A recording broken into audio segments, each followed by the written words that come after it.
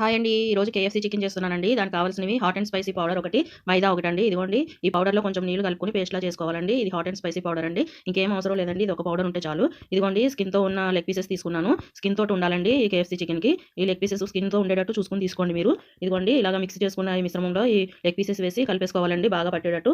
శుభ్రంగా ఈ లెగ్ పీసెస్‌కి బాగా పట్టేటట్టు కలిపేసుకొని ఒక 1 అవర్ ఫ్రిడ్జ్‌లో పెట్టేసుకోవాలండి. ఫ్రిడ్జ్‌లో పెట్టుకున్న తర్వాత 1 అవర్ తర్వాత డీప్ ఫ్రై చేసుకోవాలండి.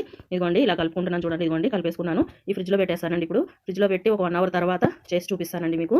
ఈ పౌడర్ వాటర్‌లో కలుపుకోవాలండి. Hot and spicy powder. అలాగే మైదా పిండిలో కూడా కలుపుకోవాలండి. ఈ ఒక్క పౌడర్ మైదా ఉంటే సరిపోతుందండి. ఇలాగ మైదాలో కూడా కలుపుకోవాలి. కొంచెం వాటర్‌లో మిక్స్ చేసుకోవాలి. హాట్ అండ్ స్పైసీ పౌడరు చూడండి. ఇదిగోండి నానబెట్టిన లెగ్ పీసెస్. ఇదిగోండి ఆయిల్ పెట్టుకున్నాను కడాయిలో. ఆయిల్ బాగా హీట్ చేసుకోవాలండి. మనం వేసేటప్పుడు ఆయిల్ బాగా హీట్‌గా ఉండాలండి. తర్వాత చిన్న మంట చేసుకోవాలి. ఇదిగోండి లెగ్ పీసెస్ తీసుకుని ఫస్ట్ మైదాలో డిప్ చేయాలండి. పూర్తిగా బాగా మైదా పట్టేటట్టు ప్రెస్ చేస్తూ మైదా అంతా పట్టించుకోవాలి.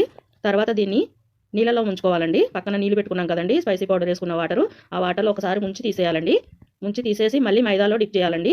శుభ్రంగా మైదా అంతా దీనికి పట్టేటట్టు చేసి వెంటనే తీసి వేడిగా ఉన్న నూనెలో వేసేసేయాలండి ఈ లెగ్ పీసు. ఇదిగో చూడండి ఆయిల్ మటుకు బాగా వీట్గా ఉండాలండి. అదిగోండి వేసేసాను. ఇంకోటి కూడా వేస్తున్నాను. సేమ్ ఇంతేనండి. ఇదిగో చూడండి ఇలా బాగా ఎర్రగా అయ్యే వరకు ఒక 20 మినిట్స్ అయినా వేయించుకోవాలండి.